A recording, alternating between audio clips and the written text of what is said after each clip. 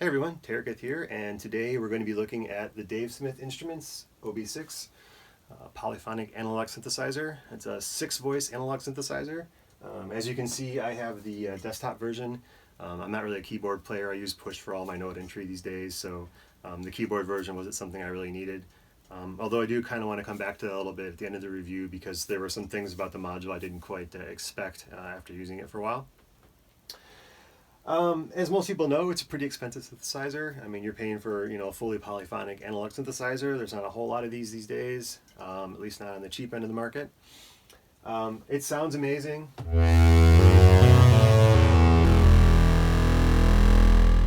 There's no denying it has kind of a very familiar sound for a lot of people.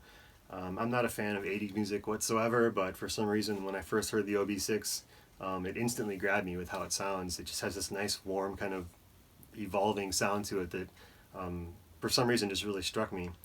On paper, however, though, when you look at the synthesis functionality compared to other options like the Rev 2 or even the Pro 2 being paraphonic, of course, or the Novation Peak, it did seem to have kind of cut down feature set, and I was a little worried that in the long run I would feel kind of limited in what I could do with it. So I debated for almost a year if I wanted to get one, and when I ran across a good deal online one day, I said, all right, fine, let's just jump on this and see what it's all about. So I've had it for about 3 or 4 weeks now. I've used it in probably 5 or 6 songs, plus a couple other projects. I feel like I have a pretty good handle on it. So I kind of wanted to share my thoughts about what it's good at, what it's not good at, what I like about it, as well as kind of just cover some of the basic functionality for people who haven't seen one of the overview videos so far.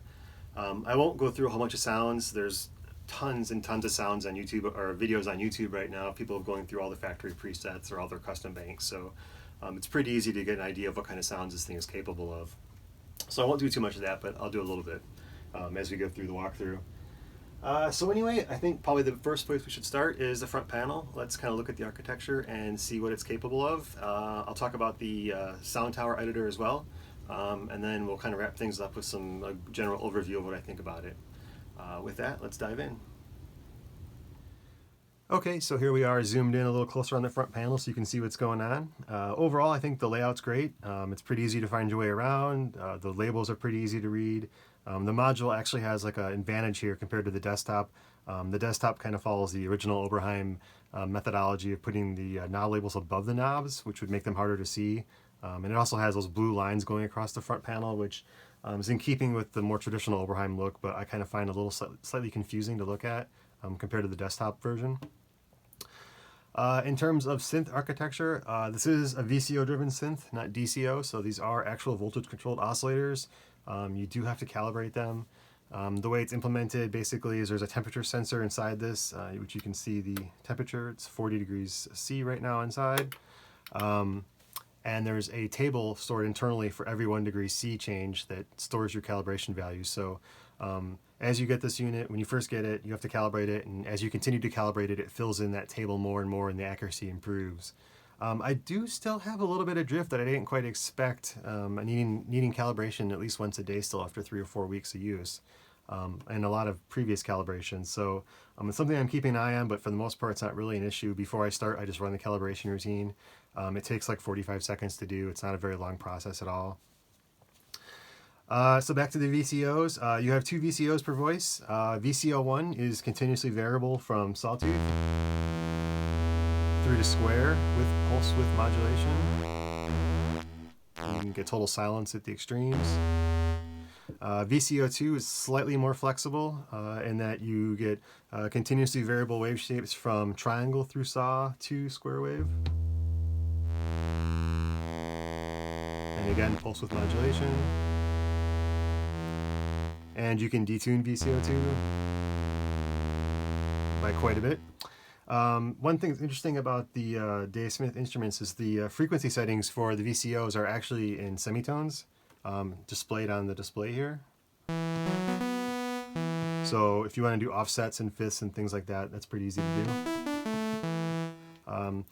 That's one of the few times they actually make use of this display, I'll say, for different parameters though, and I kind of wish that it was used more often. Some other settings, like the frequency settings for the LFO, will when sync to LFO, it'll sync to clock, it'll show you, you know, what the sync setting is. But other than that, there's not really much other parameters that make use of this display, which is kind of a shame.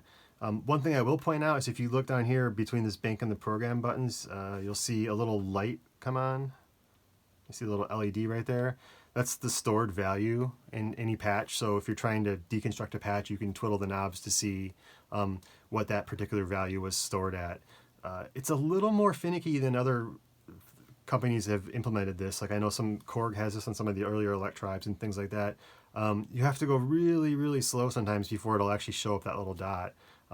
Or if it's saved, like if a parameter is saved at its highest or lowest settings, like if the filter was saved all the way up, sometimes I have to really turn the knob hard to get it to actually trigger that saved setting state. It's not a big deal, so I would point that out. You know, it is an analog synth, so just take your time turning parameters, trying to find the save setting. So that's VCO1, VCO2. From there, they go into the mixer. You can obviously mix both voices. There's a sub oscillator, an octave down. It's a square wave, and then you can also add noise. There's not a whole lot of control over what you can do with the noise. It's just there, but useful. From there, we go into the filter, and obviously the filter is where the magic happens on this synth. It is state variable, so it goes from low pass to notch to high pass all continuously.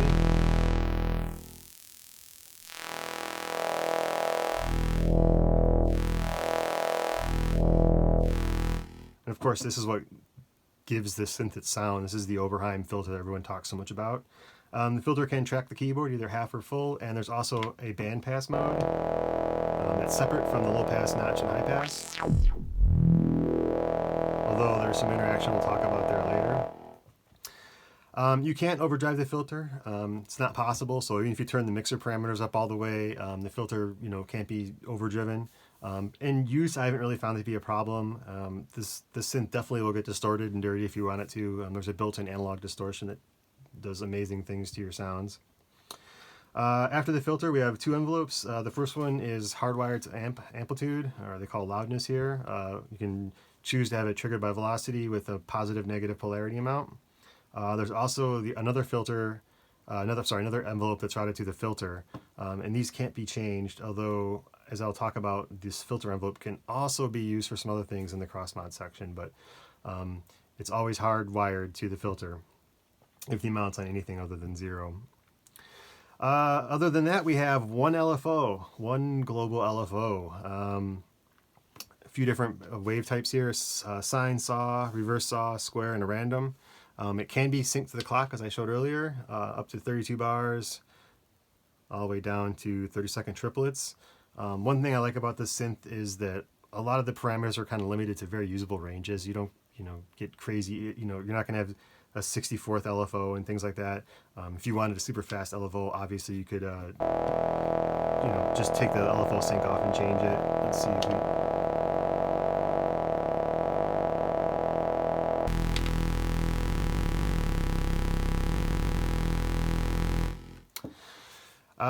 So only one LFO globally, and I know one of the common wish lists people have for this synth is that there was another LFO. I can definitely see that, but at the same time, I don't need it quite as much as I thought I would, because we have this next section, the cross-mod section, which really changes how you use the synthesizer. It's basically just a simplified mod matrix, if I'm honest. There's two sources. You have the filter envelope, which again will always be hardwired to filter anyway. And you can also use VCO2 as a cross-mod source.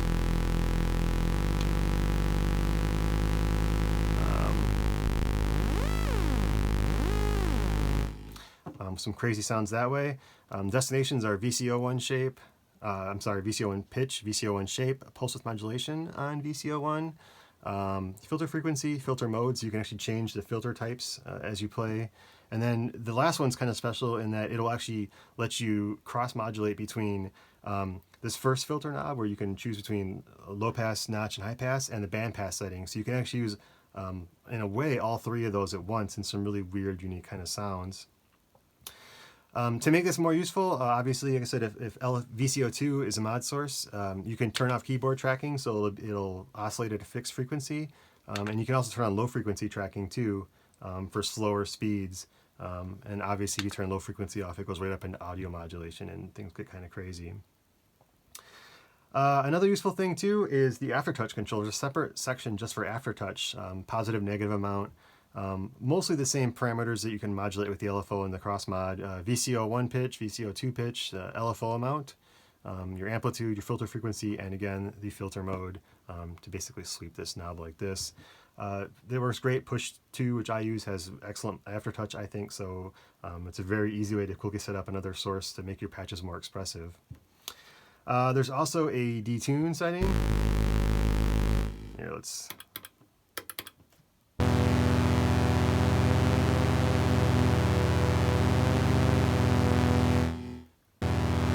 You can also spread the voices out with this pan spread knob, kind of fill out the stereo imaging a bit more. The OB-6 has a unison mode, basically so you can stack voices onto one note. You turn it on and then hold it down. You can select how many notes you want stacked.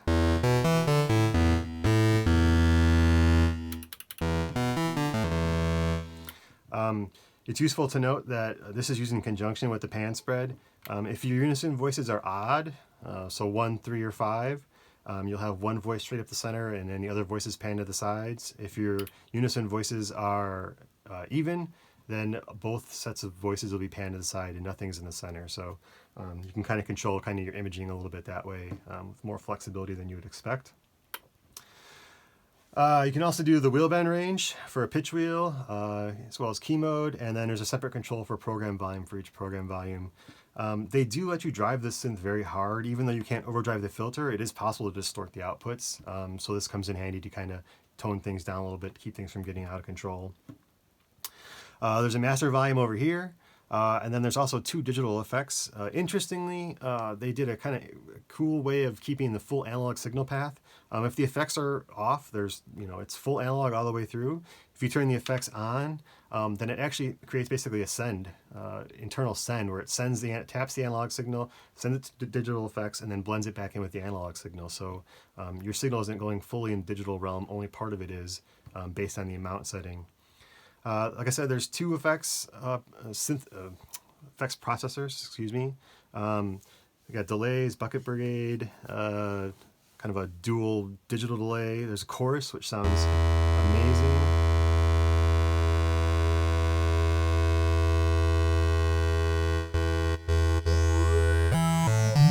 The phasers. There's 3 different phasers. This third one is one of Tom Oberheim's earlier designs. There's a ring modulator.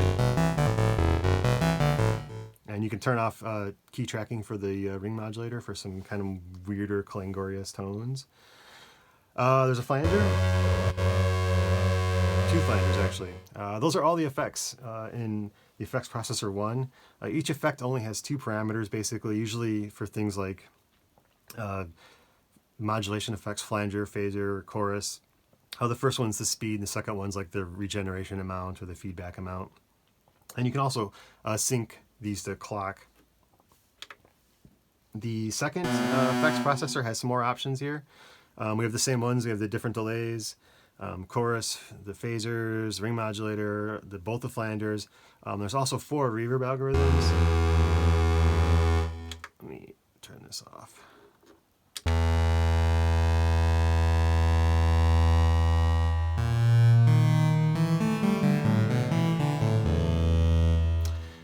There's a hall algorithm, a room algorithm, a plate, and a spring. If I'm honest, I mean, the effects are good, and they're a very versatile part of the synthesizer, especially when you start clock syncing things in conjunction with the arpeggiator and the sequencer, which I'll talk about in a second. The reverbs sound good. They're not amazing. The hall one's okay. The spring one's good for some special effects. I do wish there was just like a larger, more ambient reverb. Having spring, plate, and room are, those are 3 fairly short reverbs typically. So I would have loved to see like another option for just another huge, cavernous reverb. But that's just me personally. There's a tap tempo knob button. There's also a knob for setting the BPM if you're using this as a master clock. You can also, for the clock, change the clock divisions for things like the arpeggiator. So if you have the arpeggiator on,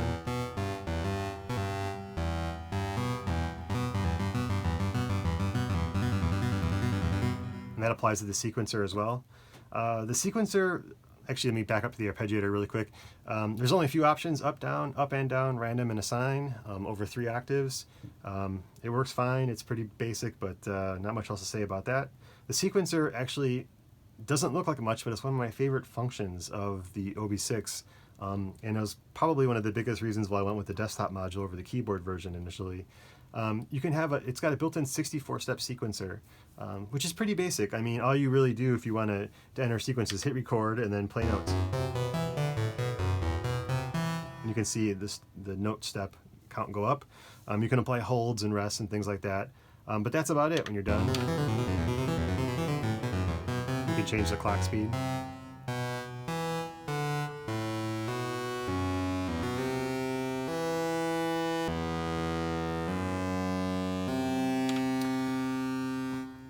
So it's pretty basic. Not much you can really do there. There's no parameter locking. You can't record knob changes, unfortunately, which would be really, really super cool. But usefully, the sequence that you record is stored with each preset. So you can actually create the sequences can also be polyphonic sequences. So you can have up to 6 notes per step. So you can do chord progressions, you can do bass lines, lead lines, things like that. So with a little bit of kind of creative thinking, it's a lot more flexible than you would think, and then it's kind of stored on board just with the unit itself. So for me, for like a live show, I could make up my OB-6 sequences stored internally, and then I don't have to worry about syncing or triggering this from like another sequencer. It's already stored inside. I've even done things like create sequences in live and then just play them back really slowly while I have the record on, so I can create kind of more complex sequences and then just dump them into the OB-6. It's a really, really useful feature, even though it's pretty basic. So that's a bit overview of the front panel. One of the things I really like about this is that so many things can be synced to the tempo, the effects, the LFO. You've got the sequencer. When you start playing with some of these parameters like that, kind of sync to the tempo, it's amazing kind of the evolving sequences you can get that you wouldn't really think about from something like an Oberheim. Let's see if I can. Here's one with the sequence.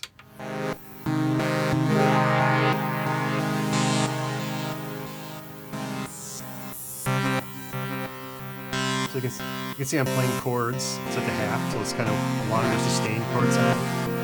I've got delays in chorus synced, playing quarter notes, LFO is synced.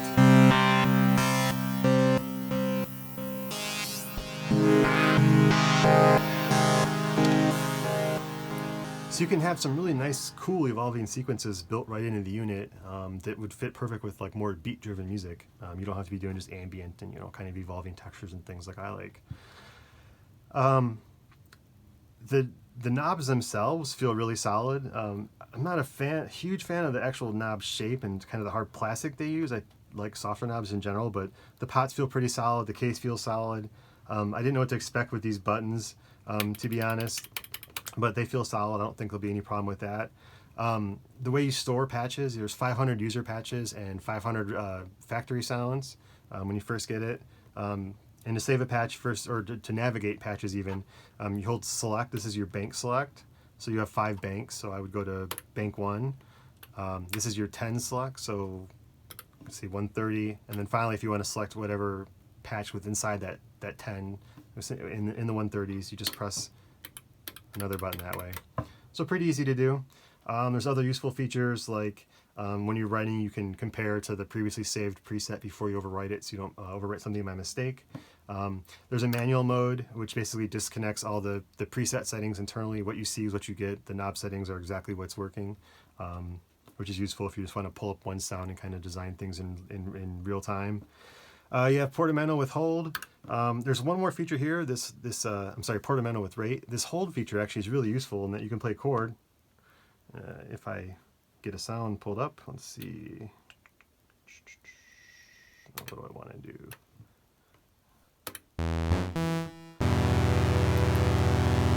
You can just press the hold and it'll drone indefinitely, which is good for coming up with sound design ideas and, doing all kinds of crazy things.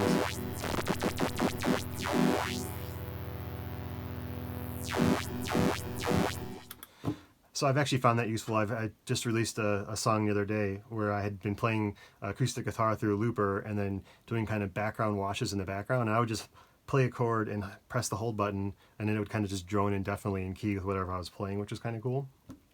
So there's a lot of functionality here. It's really easy to find your way around.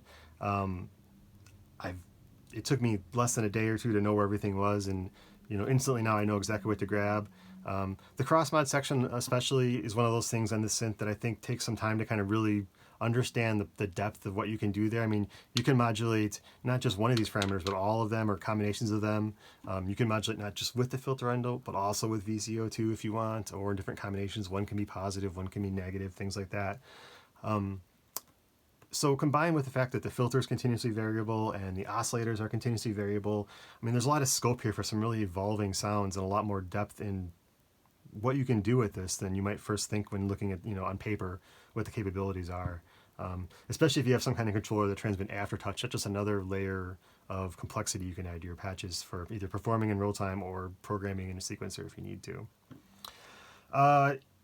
One thing that's great about the OB-6 is that there's also a very, very comprehensive editor for it, the Sound Tower editor. It does not come free with the unit, unfortunately. I think it was $70 extra. I'd actually heard kind of a lot of complaints about it beforehand, just not being stable and things like that. But for me, I found it very, very stable and opened up a ton of possibilities with the OB-6. So I kind of want to take a look at that really quick so you can see what else you're doing with the OB-6 as far as like if you need to store patches, trade patches, organize patches, things like that, as well as some kind of creative sound design functions it has. So let's step back from the panel and take a look at the editor.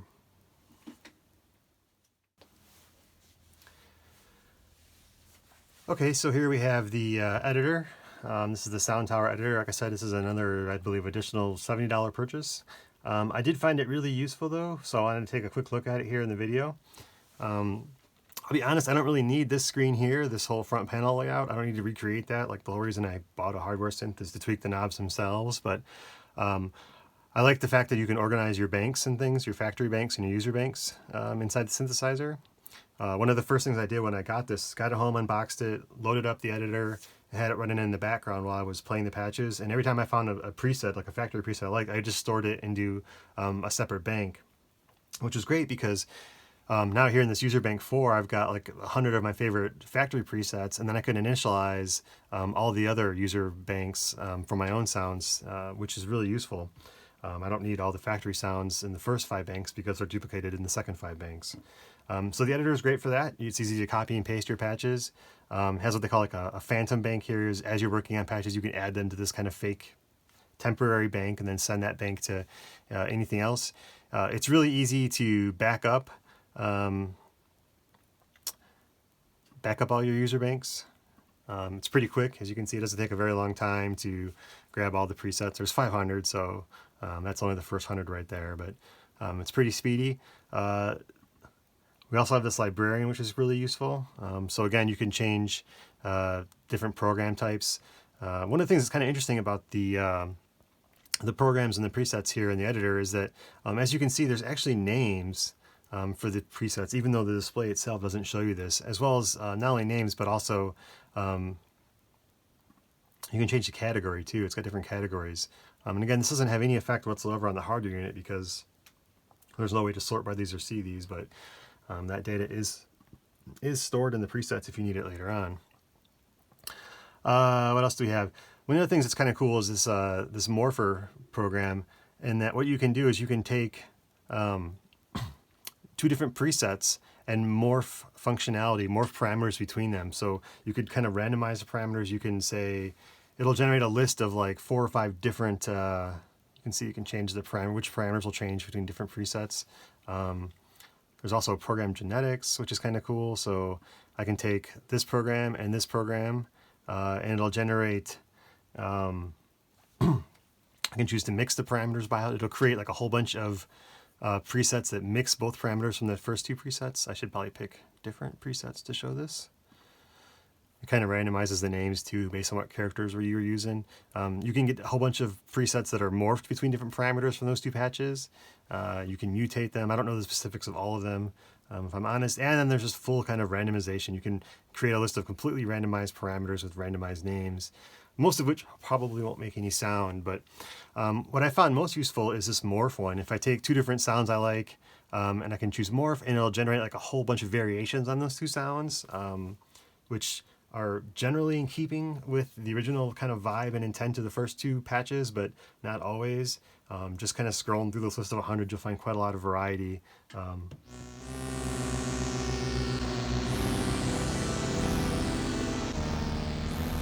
Maybe not the best patches to use for this example.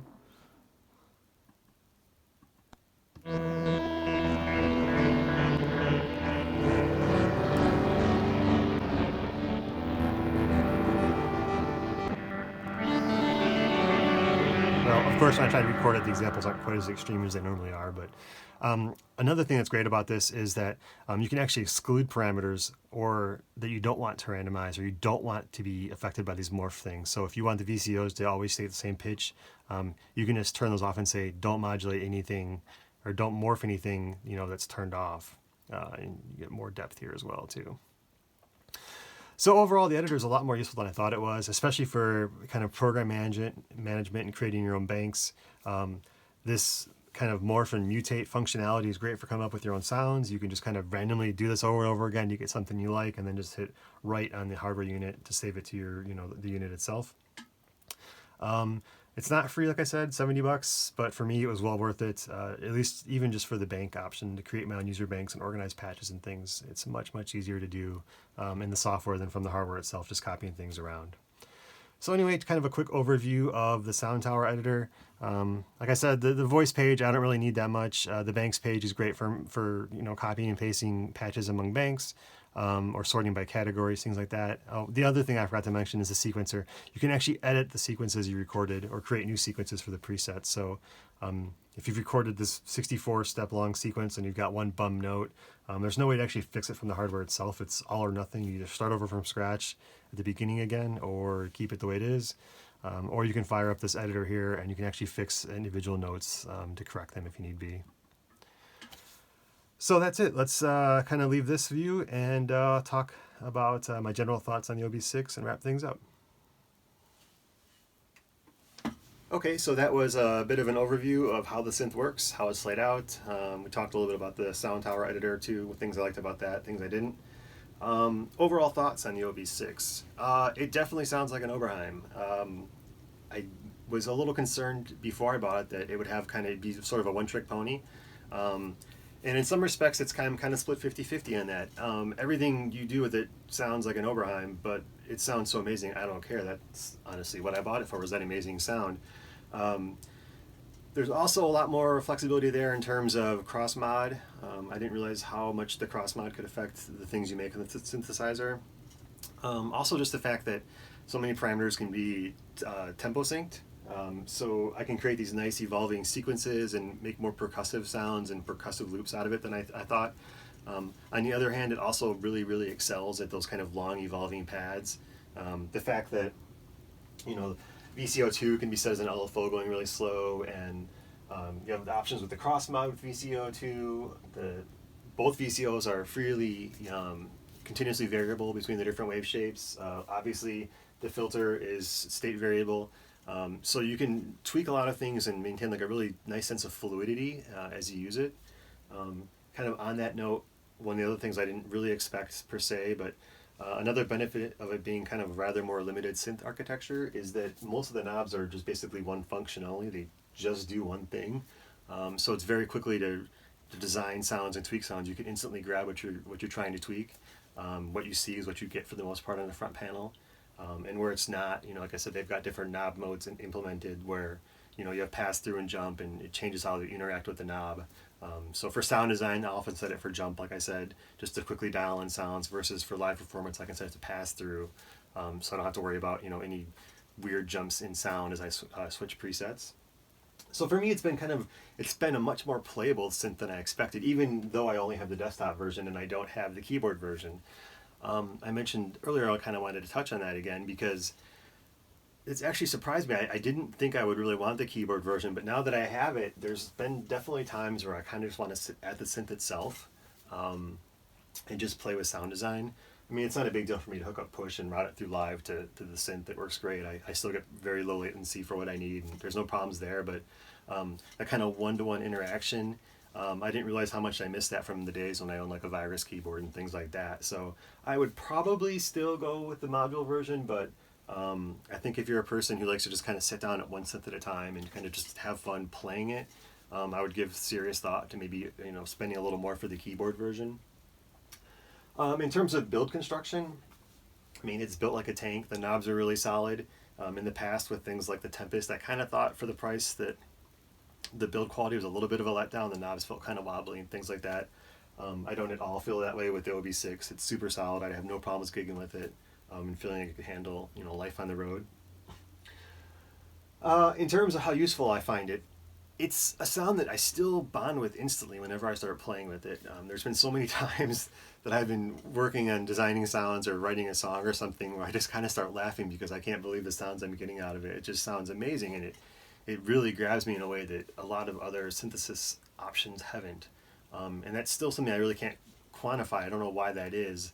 But everything I do with this thing sounds amazing or twisted, or it has a vibe to it that really resonates with how I want my music to sound. So on that standpoint, it's actually been a lot more useful than I expected. I haven't run in, even though I'm starting to kind of feel the limitations of the synth layout, the architecture. Everything I make on it still sounds great, and I'm still having fun doing it, so I don't really care. So in that respect, I have a feeling that the OB-6 is kind of going to be one of my go-to instruments for a long time here. I'm really looking forward to kind of getting this out on stage in a live setting and kind of seeing how it sounds on a big PA, if I'm honest. So yeah, it is an expensive polyphonic analog synthesizer. It doesn't have all the features and bells and whistles that some other synths have, but it does have like this amazing kind of unique sound that really I haven't heard from anything else. I mean, there's other apps out there and synthesizers with state variable filters and things like that, and I've tried some of the Oberheim clones software versions, and they're neat and they're interesting and they're kind of the same, but I mean, I'll be honest, they just don't sound the same. This is the only thing I've kind of really found that just has that genuine sort of warm, fizzy Oberheim sound that most people know them for. So yeah, highly recommend it. It's expensive. There's deals out there if you look online, especially for the module versions. I haven't seen quite as many sales on the keyboard versions, but if you're looking for like a good kind of all-around analog synth that fits well in electronic music or other kinds of music too, I definitely have no problems recommending the OB-6. As usual, if you have any questions, comments, things like that, put them in the comments below, and I will go ahead and answer those as soon as I can. Hope you found this useful, and thank you.